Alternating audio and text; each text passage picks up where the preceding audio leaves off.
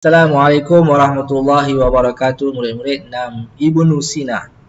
Baik, pada pagi ini insya-Allah kita akan belajar satu tajuk yang sangat penting yang perlu kita imani, yang perlu kita yakin dan percaya.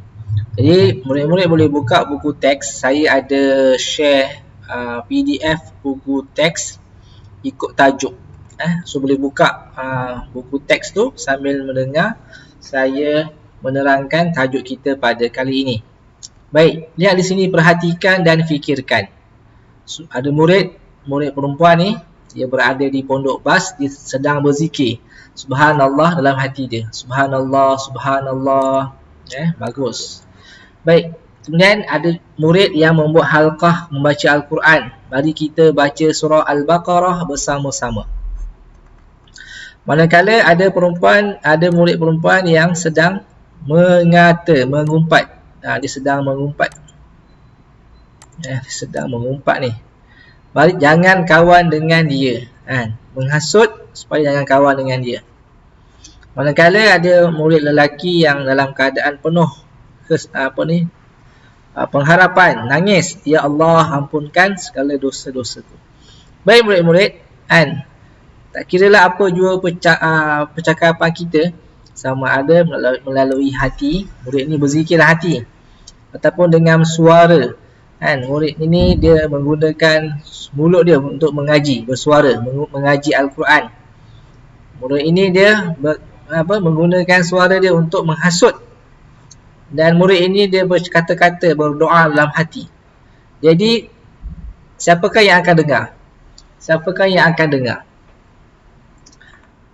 Sudah pasti yang akan dengar ialah Allah Subhanahu wa Ta'ala. Allah Subhanahu wa Ta'ala mendengar setiap suara. Sama ada suara itu daripada hati ataupun daripada percakapan kita. Hatta suara daripada semut pun, daripada kuman pun, Allah Subhanahu wa Ta'ala Maha mendengar. Jadi murid-murid, apakah tajuk kita pada hari ini? Jadi tajuk kita pada pagi ini ialah apa dia? Sama'. Sama'. Sama'.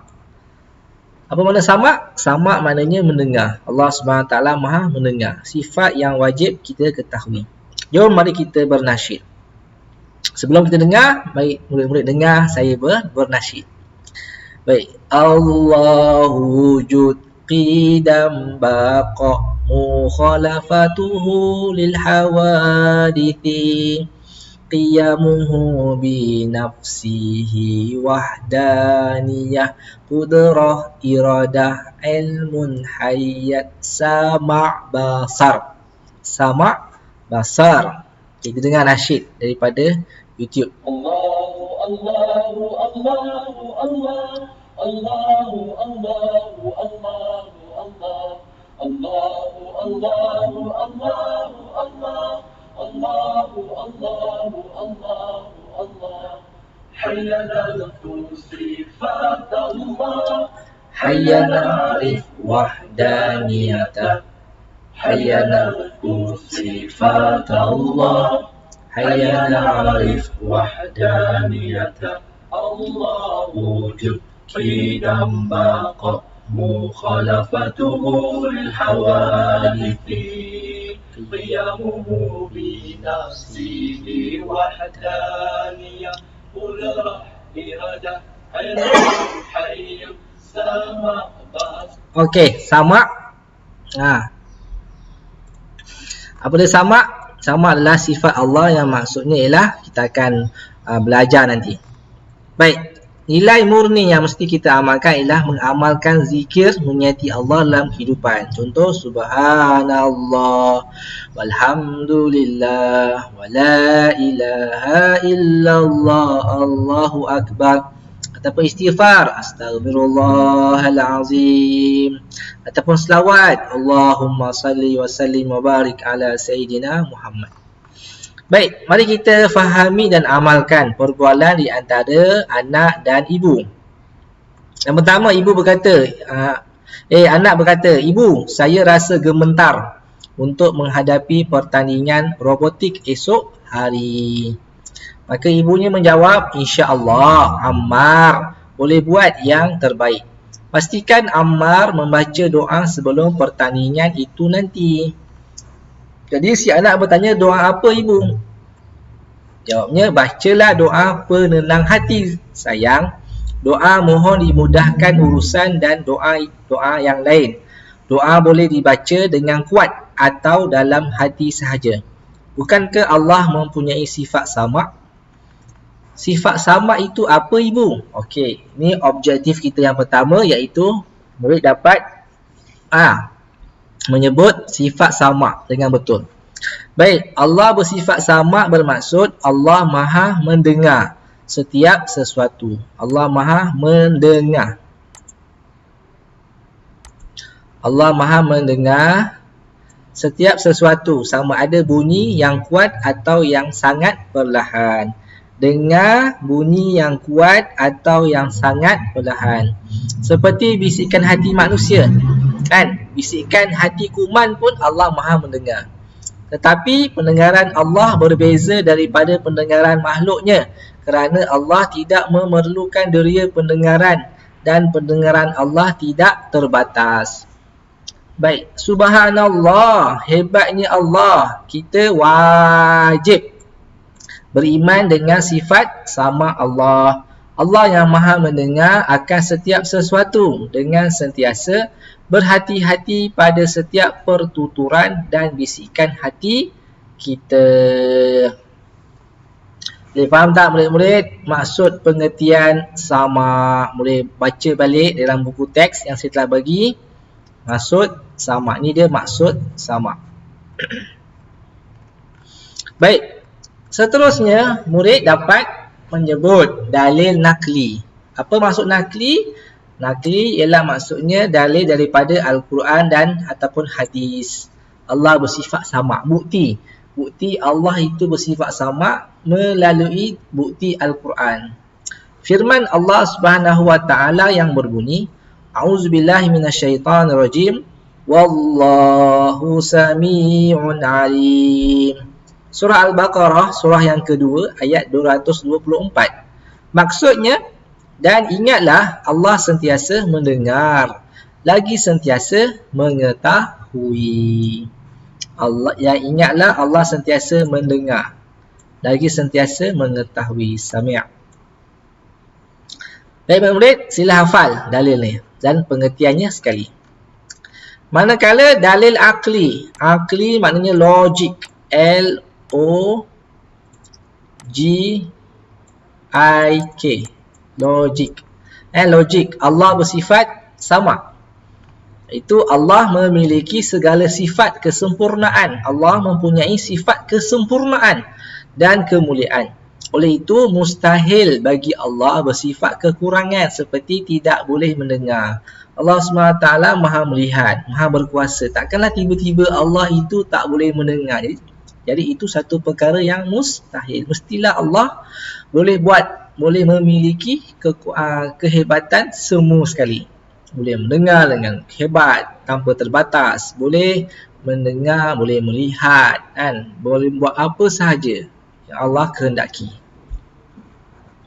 Jadi kita kena mengakui kehebatan dan kesempurnaan Allah, bahawa Allah lah yang Maha berkuasa, bahawa kita manusia adalah ciptaan daripada Allah, tidak ada kuasa apa-apa.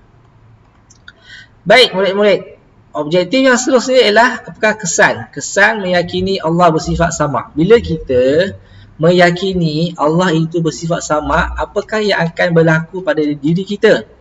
Iaitu kita akan menjaga pertuturan dan bisikan hati. Maknanya bila kita nak berkata-kata, kita akan teringat, Allah itu Maha mendengar.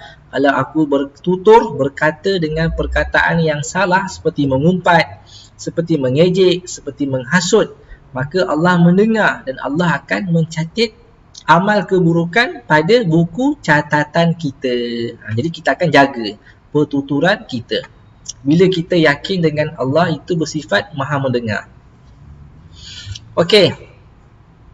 Macam murid ni dia berkata, astagfirullah, cikgu pesan jangan merungut walaupun dalam hati. Kan? Baik, yang kedua, kesan yang kedua ialah kita akan sentiasa berdoa memohon pertolongan Allah. Kita akan mohon apa? Kita akan mohon, ya Allah, kau jagalah mulutku dan hatiku daripada berkata-kata perkara-perkara yang engkau larang. Dan kita mohon dengan Allah supaya Allah mudahkan segala urusan kita. Seterusnya, kita akan menjadikan bacaan Al-Quran dan zikir sebagai amalan. Bila kita yakin Allah itu maha mendengar, kita akan jadikan kita punya Al-Quran, mulut kita sentiasa mengingati Allah dan membaca Al-Quran. Dan kenapa kita kena banyakkan berzikir dan membaca Al-Quran? Sebab bila kita berzikir, kita akan dapat pahala. Bila kita membaca Al-Quran, kita akan dapat pahala. Satu huruf dalam Al-Quran kita baca, dapat 10 kebaikan. Jadi kita akan mengurangkan percakapan yang sia-sia. Sebab Allah mendengar setiap percakapan kita. Okey, gambar yang seterusnya. Ni murid lelaki ni dia nak menghasut atau nak mengumpat. Ya kan? Okey. So bila kita beriman dengan sifat samak, kita akan menjauhi maksiat lidah, seperti mengeluarkan perkataan yang kotor dan kesat serta mengumpat. Dan yang terakhir, ini dia gambar keluarga. Dia cakap apa? Alhamdulillah kami hidup bahagia, hidup diberkati Allah. Bila mulut kita pelihara daripada bercakap yang sia-sia, bercakap perkara-perkara maksiat, tapi kita guna mulut kita untuk membaca Al-Quran, mengingati Allah, maka hidup kita akan diberkati Allah. Ramai orang akan suka berkawan dengan kita. Baik, rumusan. Kita mestilah membuktikan keimanan kepada Allah yang maha mendengar dengan sentiasa menjaga pertuturan dan bisikan hati. Baik murid-murid, Ustaz akan bagi link latihan. Jadi murid-murid boleh klik link latihan tu dan jawab. Isi nama, tulis nama yang betul dan nama kelas. Dan bila murid jawab, saya akan dapat tahu siapa yang jawab dan siapa yang tidak, serta markah kamu sekali.